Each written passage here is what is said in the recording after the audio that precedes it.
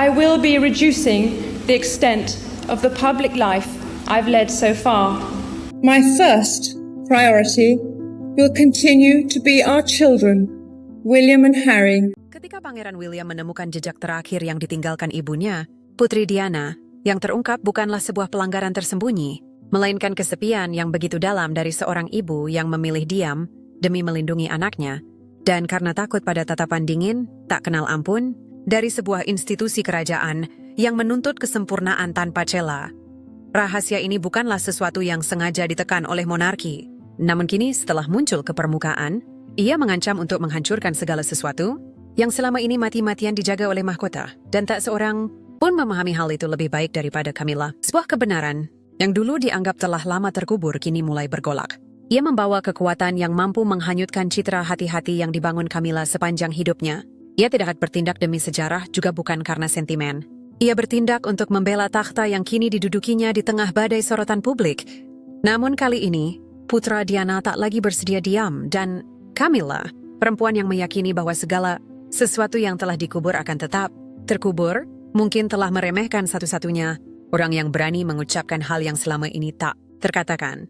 Sebab ketika kebenaran terdesak hingga ke ujung jurang, ia tak lagi menunggu izin untuk didengar. Ia bangkit sendiri. Dan satu-satunya pertanyaan yang tersisa hanyalah, siapa yang akan terkubur ketika kebenaran itu akhirnya bersuara? Pada tahun 2025, suasana khidmat namun penuh ketegangan menyelimuti Istana Kensington.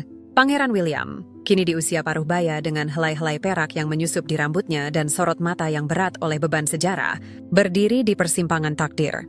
Ia telah memutuskan untuk mendesain ulang monumen bagi almarhumah ibunya, Putri Diana, dalam rangka memperingati 25 tahun kepergian tragis sang putri. Ia tak menginginkan upacara megah yang penuh retorika kosong. Yang ia impikan adalah penghormatan yang benar-benar menangkap esensi sang ibu, rapuh bagai kelopak mawar yang tersapu badai, anggun laksana ratu tanpa mahkota, dan menyedihkan dalam kesendiriannya yang menyentuh jiwa setiap insan.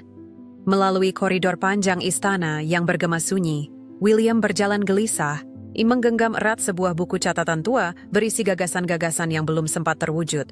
Ibu layak mendapatkan lebih dari ini, gumamnya. Suaranya berat oleh perasaan yang tak mampu ditahan. Kenangan masa kecil menyeruak, senyum bersinar Diana di hadapan publik, dan di balik tirai, malam-malam ketika ia menangis sendirian. Visinya untuk pameran itu bukan sekadar memamerkan potret-potret anggun, melainkan mengungkap derita tak terucap yang selama ini dipikul sang ibu. Dengan tekad membara, William pun berangkat menuju Highgrove, kediaman pribadi ayahnya, Raja Charles III, untuk mencari peninggalan lama yang mungkin bisa membentuk jiwa pameran tersebut. Sore itu diselimuti gerimis. Langit London bagai cermin suasana hatinya, kelabu, berat, penuh awan murung. Highgrove, dengan taman-tamannya yang dirawat cermat dan atmosfernya yang direndam pergolakan sejarah kerajaan, membangkitkan dalam diri William rasa sayang, sekaligus kebencian yang tak pernah benar-benar padam. Ia datang tanpa pengawal, merindukan kesendirian. Di sebuah ruang penyimpanan, ia menemukan lemari tua yang penuh kotak-kotak kardus berdebu, debu yang menumpuk tebal seperti kain kafan yang menyelubungi kebenaran yang lama dilupakan. Dengan penuh kehati-hatian, ia membuka tutup-tutup kotak itu, menyelami album-album foto lusuh. Ada gambar pernikahan Charles dan Diana, potret dirinya dan adiknya, Harry, tertawa riang di taman. Dan ada pula foto-foto Diana berdiri di samping Charles, senyum dipaksakan, jarak tak terbantahkan. Sebuah pernikahan yang dibangun atas kewajiban, bukan cinta. Setiap gambar membawa beban masa lalu, menekan dada William dengan duka yang tak kunjung reda. Ayah, ibu, bagaimana semua ini bisa runtuh seperti ini? Bisiknya pada keheningan. Lalu matanya menangkap sebuah kotak kayu kecil, diukir halus dengan motif mawar, simbol kesayangan Diana. Tersembunyi di balik tumpukan buku, kotak itu tampak sengaja dikubur dari pandangan. Gelisah yang tak biasa menghentak nadinya, seolah kotak itu telah menunggu kedatangannya sejak lama. Tak ada kunci, hanya seutas tali usang yang mengikat tutupnya, diselimuti debu bertahun-tahun. Dengan tangan gemetar, William melepaskan ikatan itu, lalu perlahan mengangkat penutup kotak, seakan membuka relik suci yang selama ini tersegel oleh waktu. Di dalamnya terbungkus sutra emas, bukan hanya sepucuk surat yang tersimpan, melainkan juga sebuah buku harian kecil berjilid kulit.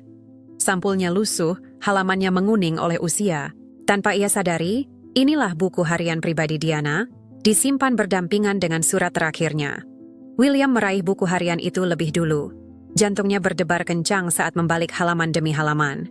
Di sana, dalam tulisan tangan ibunya yang anggun, terungkap duka paling tersembunyi. Hari ini, aku merasakan bayi itu bergerak di dalam diriku. Namun Charles tak ada. Hidupnya penuh dengan pertemuan-pertemuan tertutup. Aku tak bisa memberitahunya. Aku takut pada tatapan dingin keluarga kerajaan. Aku marur anak ini akan mengalami penderitaan yang sama seperti yang kualami. Kata-kata itu membeku di halaman. William dia terus membaca catatan.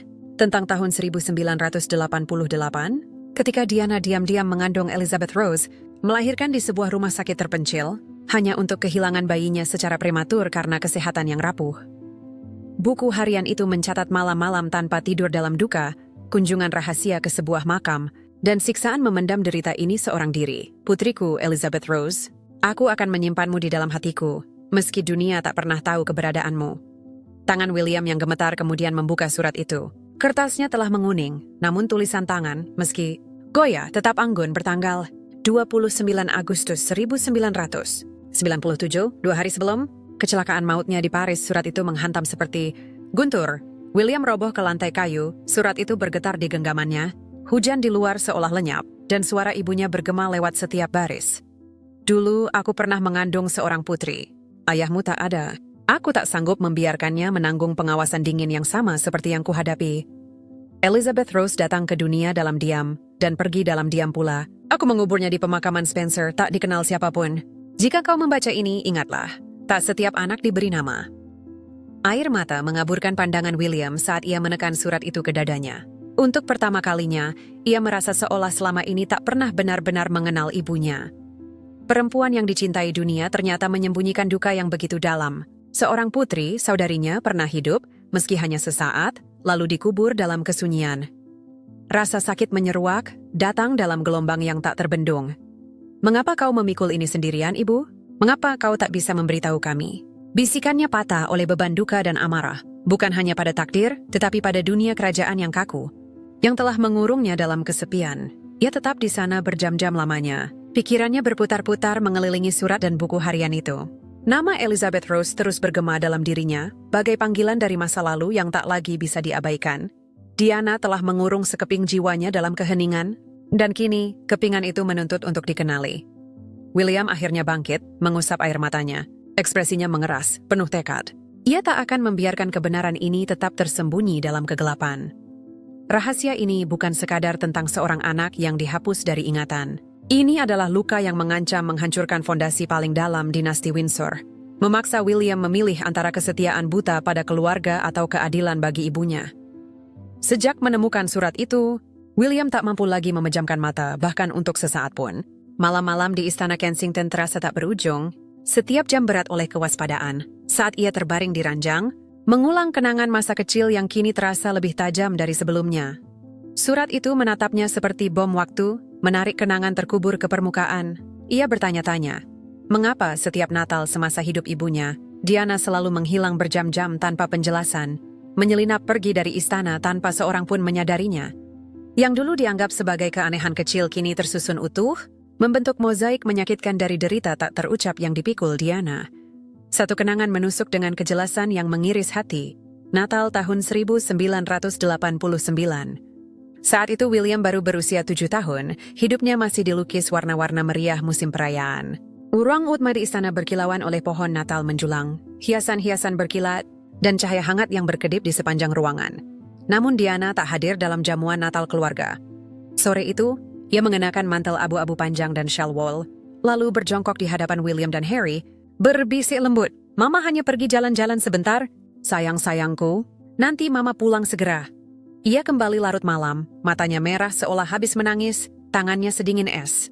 William kecil, dengan polosnya bertanya, "Apakah Mama kedinginan? Biar aku peluk supaya Mama hangat." Diana tersenyum samar, memeluknya erat, lalu menjawab, "Tak apa, cintaku. Mama hanya merindukan seseorang yang sangat berarti." Pola itu berulang tahun demi tahun. Kehilangannya yang tak terjelaskan menjadi bagian tak terpisahkan dari setiap Natal mereka. Meski William akhirnya terbiasa, misteri itu tak pernah benar-benar pergi. Kesedihan sunyi seolah meresap ke dalam udara perayaan, mengotori kegembiraan dengan duka yang tak terucap. Dihantui oleh pertanyaan-pertanyaan ini, William membulatkan tekad. Ia akan menggali lebih dalam. Tak peduli seberapa pedih kebenaran yang akan ditemukannya, ia beralih ke arsip pribadi. Diana yang disimpan di Istana Kensington, buku-buku harian yang dijaga ketat, hanya berawat diakses oleh kerabat terdekatnya. Tangannya gemetar saat membuka jilid-jilid berkulit itu. Di sana, terpampang tulisan tangan ibunya yang anggun, setiap baris mencatat kesepian seorang perempuan yang terpenjara dalam sangkar emas kerajaan. Pertengkaran dengan Charles. Hari-hari sunyi dan kerinduan putus asa akan kebebasan. Lalu, di antara catatan-catatan itu, ia menemukan kalimat yang mengikat dadanya seperti besi. Setiap malam Natal, aku berkendara menuju Northamptonshire. Di sanalah aku bisa menangis tanpa dilihat siapapun. Sebagian dari diriku selamanya tinggal di sana. Maknanya langsung menyambar dan menghancurkan. Northamptonshire, tanah leluhur keluarga Spencer, tempat pemakaman terpencil mereka berada. William pun sadar, perjalanan rahasia ibunya bukan sekadar jalan-jalan atau pelarian dari upacara resmi. Itu adalah ziarah ke makam putrinya, Elizabeth Rose, bayi yang meninggal dalam usia dini, dikubur dalam diam. Gambar itu membakar pikirannya. Ibunya mengemudi di malam bersalju, berlutut di tengah angin beku di depan makam kecil, meletakkan mawar putih, dan menangis. Air mata yang tak pernah disaksikan siapapun, emosi menghantamnya. Duka bercampur kekaguman. Apakah ibu benar-benar sekuat itu? Memikul derita sebesar ini tanpa sepatah kata pun? Bisiknya dengan penuh hormat. Pencariannya tak berhenti di situ. William memutuskan menghubungi Heather, asisten pribadi ibunya yang telah mendampingi Diana di masa-masa paling gelap, dan menyaksikan rahasia yang tak pernah dibagi pada siapapun. Heather, kini berusia 70-an, tinggal tenang di sebuah rumah sederhana di pinggiran London, merawat taman berisi mawar putih sebagai kenangan abadi bagi nyonyanya. Ketika telepon berdering, suaranya bergetar, terkejut namun lembut penuh kasih. Pangeran William, ya Tuhan, sudah begitu lama. Aku selalu mengikuti beritamu dan selalu berdoa untukmu. Dengan suara berat oleh emosi, William pun berterus terang. Heather, aku menemukan sebuah surat dalam buku harian ibu. Ibu pernah memiliki seorang bayi perempuan, Elizabeth Rose, yang sayangnya meninggal tak lama setelah lahir. Ia menguburnya secara rahasia di pemakaman Spencer dan tak pernah memberitahu siapapun. Aku yakin kepergian ibu setiap Natal adalah untuk mengunjungi makam itu. Heather, kau selalu bersamanya. Pasti kau pernah melihat sesuatu yang tak biasa. Keheningan menggantung di ujung sambungan. Lalu Heather menghela napas panjang. Suaranya syarat duka. Oh, pangeran, aku tak pernah tahu kebenaran sepenuhnya. Tapi apa yang kau katakan itu menjelaskan segalanya. Setiap malam Natal, ia pergi sendirian. Hanya berkata padaku, aku pergi mengunjungi seorang kerabat. Aku tak pernah bertanya lebih jauh, karena matanya di saat-saat itu membawa kesedihan yang tak tertahankan. Ia selalu membawa mawar putih, simbol kesayangannya akan kemurnian dan cinta yang diam. Ia pulang pucat, kadang menggigil. Aku mengira itu caranya melepaskan tekanan istana, atau mungkin mengunjungi keluarga jauh.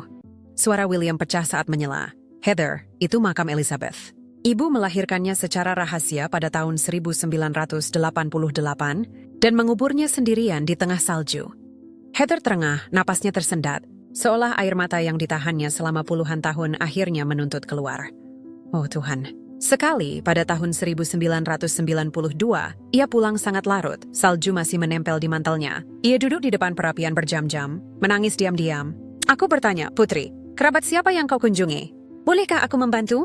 Oh, hanya menggeleng, berbisik lewat air mata. Seorang anak yang tak pernah diberi nama. Sebagian dari diriku yang dunia takkan pernah tahu. Aku mengira ia berbicara tentang anak-anak miskin yang ia bantu lewat kegiatan amalnya. Tapi kini, setelah kau ceritakan ini, pastilah itu putrinya. Bayi yang lahir dalam rahasia. Pergi terlalu cepat, dikubur tanpa pengakuan. Ia menyembunyikannya demi melindungi kau dan Harry, menjauhkan kalian dari skandal, meski derita itu menggerogoti jiwanya dari dalam. Oh pangeran, andai saja aku bisa membagi duka itu bersamanya. Yang bisa kulakukan hanyalah mengusap air matanya dan berdoa dalam diam. William merasa tenggelam dalam badai duka. Nadinya berdebar kencang, air mata mengalir tanpa kendali. Di pelupuk matanya, ia melihat ibunya, berani menghadang malam-malam beku, berlutut sendirian di depan makam putrinya, berbisik kata-kata yang tak pernah didengar siapapun. Ia memikul derita ini seorang diri, tak pernah mempercayakannya pada suaminya, tak pernah memberatkan putra-putranya, demi melindungi mereka dari aib dan sorotan. Sekali lagi pertanyaan itu menghantamnya. Apakah ibu benar-benar sekuat itu?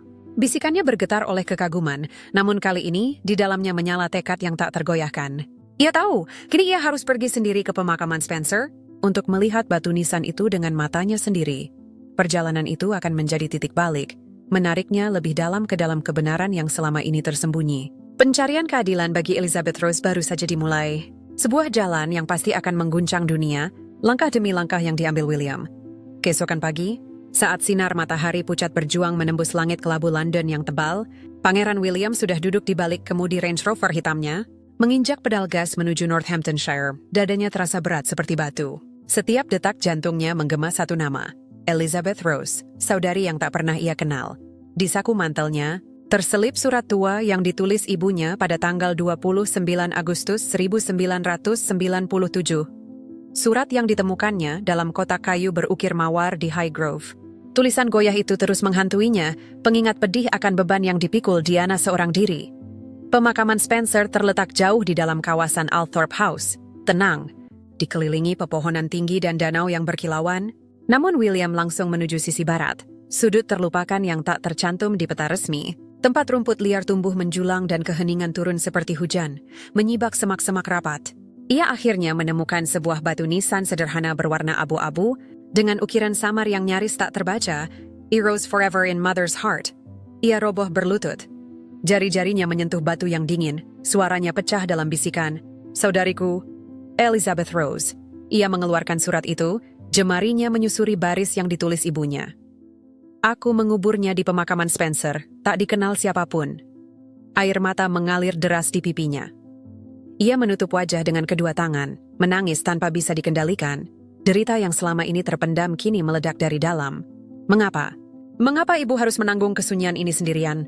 Kau layak hidup, kau layak diberi nama." Teriakannya mengoyak keheningan, membuat burung-burung beterbangan ke langit. Surat itu bergetar di genggamannya, seolah membawa roh Diana sendiri.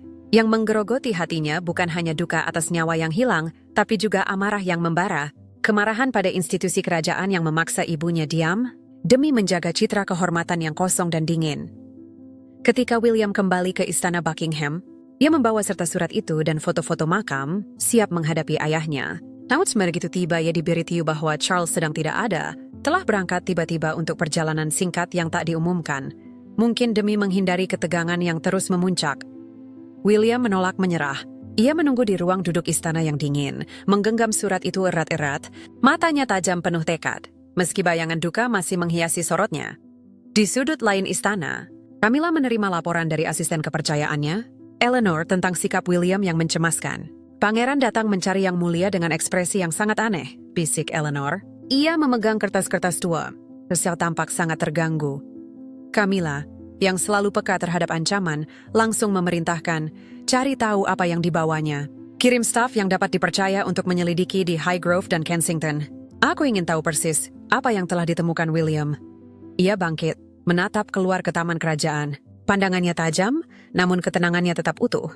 Para pelayan bergegas menelusuri jejak William, sementara Camilla mempersiapkan diri untuk konfrontasi yang ia tahu tak bisa dihindari.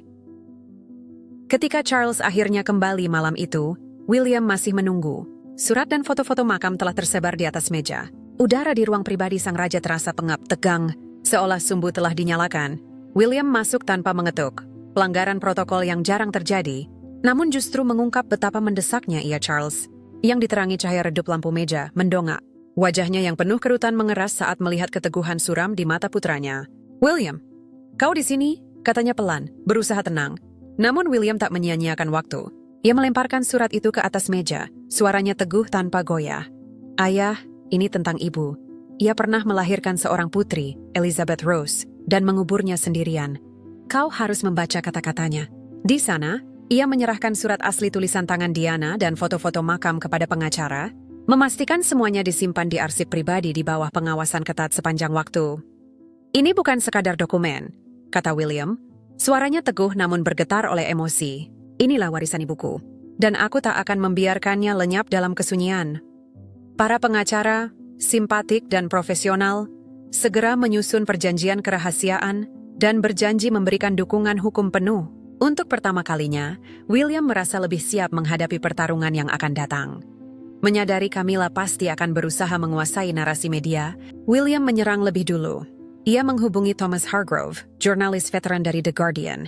Terkenal karena kemandiriannya dan laporan-laporan beraninya yang menyingkap kebobrokan istana. Mereka bertemu di sebuah kafe terpencil di pinggiran London. William memberikan ringkasan kisah ini, disertai bukti parsial, kutipan dari surat, dan beberapa foto terpilih, sambil meminta Hargrove menahan pemberitaan hingga pengumuman resmi nanti. Tujuannya jelas, menciptakan benteng melawan kampanye fitnah. Ini bukan soal judul sensasional, tegas William, matanya menyala penuh keyakinan. Inilah soal keadilan bagi ibuku, dan bagi seorang putri yang dihapus dari sejarah. Aku butuh bantuanmu agar kebenaran tak dipelintir. Hargrove mengangguk, berjanji akan menerbitkan laporan yang mendukung jika situasi memaksa, janji yang memperkuat keberanian William. Bersamaan dengan itu, William merebut panggung publik dengan unggahan berani di akun media sosial resminya. Pesan itu singkat, namun mengguncang.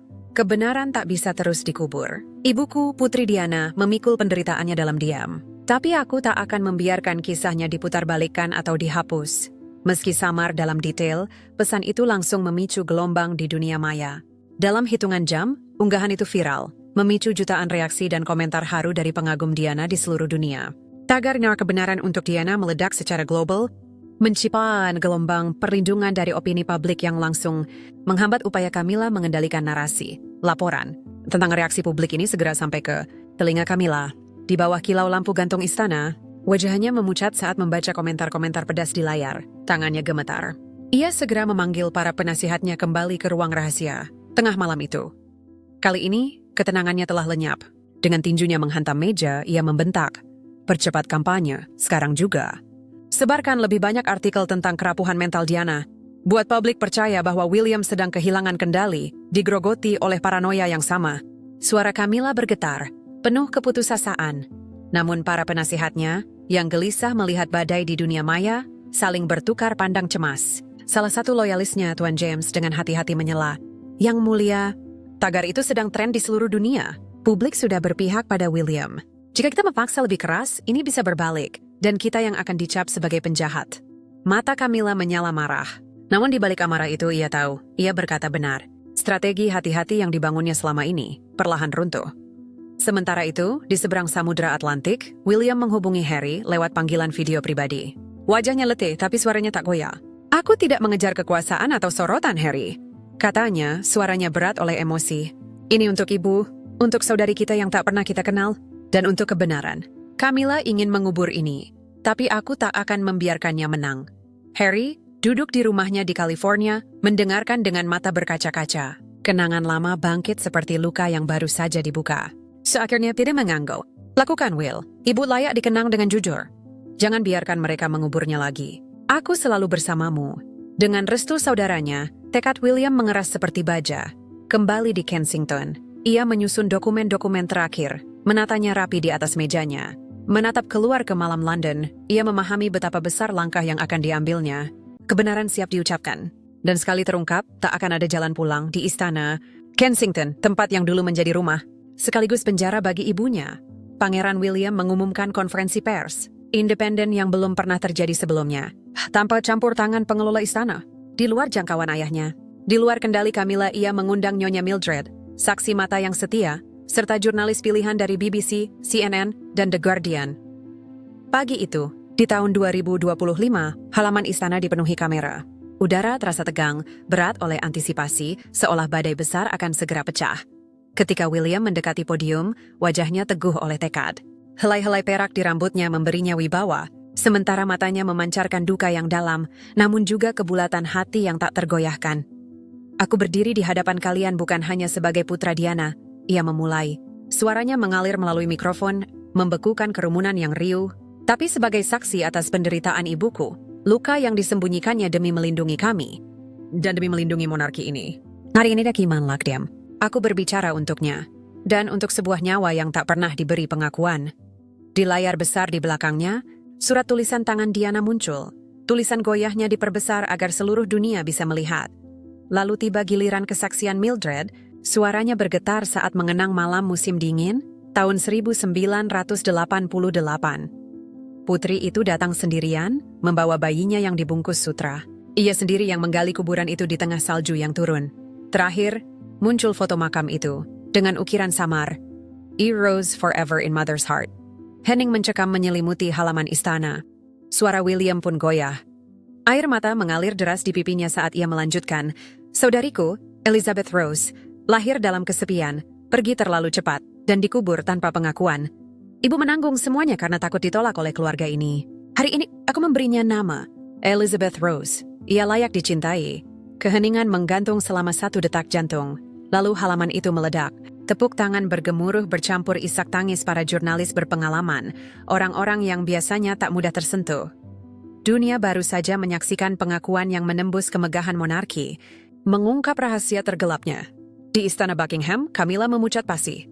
Ia menonton siaran itu, tangan terkepal hingga kukunya membentuk bulan sabit di telapaknya. Ia telah berusaha membungkam kebenaran, namun kampanyenya kini runtuh berantakan. Di sampingnya, Charles duduk membisu, wajahnya penuh kerutan penyesalan, menatap konsekuensi dari pengkhianatan masa lalu yang tak pernah ia perbaiki. Di seberang Atlantik, tajuk-tajuk utama meledak. Anak yang dikubur 2 kali. Sekali di tanah, sekali oleh keluarga kerajaan. Di media sosial, tagar kaos Elizabeth Rose dan Au Keadilan untuk Diana melonjak di London, New York, dan seluruh penjuru dunia. Dalam semalam, William menjadi simbol keberanian. Seorang pangeran yang berani menentang tradisi demi menghormati yang dibungkam. Meski lega menyelimuti hatinya saat ia turun dari podium, perasaan itu bercampur dengan duka yang tak kunjung reda. Keadilan telah ditegakkan bagi ibunya dan saudarinya, namun dengan harga yang mahal, ikatan keluarga yang hancur berantakan. Beberapa hari kemudian, di Northamptonshire diadakan upacara pribadi. Batu nisan lama yang lapuk oleh cuaca diganti dengan batu marmer putih yang berkilau, bertuliskan Elizabeth Rose Spencer Windsor, 1988 hingga 1988. Ia dicintai, bahkan dalam kesunyian. William meletakkan karangan mawar putih berbisik lewat air mata. Saudariku, kini kau punya nama. Charles datang terlambat. Diam-diam, ia meletakkan sapu tangan rendah tua, barang yang dulu disimpan Diana, di atas makam itu. Matanya berkilau penyesalan. Tanpa sepatah kata, ia pergi. Camilla tidak hadir. Ketiadaannya dikecam luas sebagai tindakan pengecut. Desas-desus tentang upayanya menutupi kebenaran semakin memperdalam ketidakpercayaan publik. Di dunia maya, ia digambarkan sebagai dalang yang berusaha mencoreng kenangan Diana. Keterasingannya pun memburuk. Para penasihat menjauh, waspada terhadap citranya yang kini ternoda. Bahkan Charles, meski tak pernah secara terbuka, menentangnya mundur ke dalam kesendirian. Titik puncaknya tiba dalam konfrontasi pribadi di Kensington. William menghadapi Camilla dengan dingin yang tak tergoyahkan. Kau berusaha menghapus kebenaran ibuku dan menghilangkan kenangan saudariku, katanya tegas. Mulai hari ini, kau bukan lagi bagian dari keluargaku. Ia berbalik, memutus semua ikatan, menolak berbicara dengannya selamanya. Ini bukan sekadar perpisahan. Ini pengusiran simbolis, pukulan telak bagi posisinya di dalam keluarga kerajaan. Camilla tetap bergelar ratu. Namun dalam kenyataan, ia menjadi bayangan di dalam istana. Ditolak oleh pewaris takhta, dibenci oleh rakyat. Dalam pidato penutup peringatan terakhirnya, William menyatakan, kita tak bisa mengubah masa lalu, tapi kita harus mengakhiri penyangkalan. Elizabeth Rose kini memiliki nama. Ibuku beristirahat dalam kebenaran. Untuk pertama kalinya, anak yang hilang diakui sebagai bagian dari kisah Windsor. Dunia menutup bab ini dengan harapan bahwa kebenaran mampu menyembuhkan, meski luka akan tetap tinggal. Selamanya, William berjalan perlahan meninggalkan pemakaman, membawa duka, dan kekuatan yang hanya lahir dari kejujuran. Pertanyaan terakhir menggantung berat di udara. Dalam pergulatan antara kekuasaan dan kebenaran, mampukah kejujuran menggoyahkan tembok monarki yang telah berdiri berabad-abad?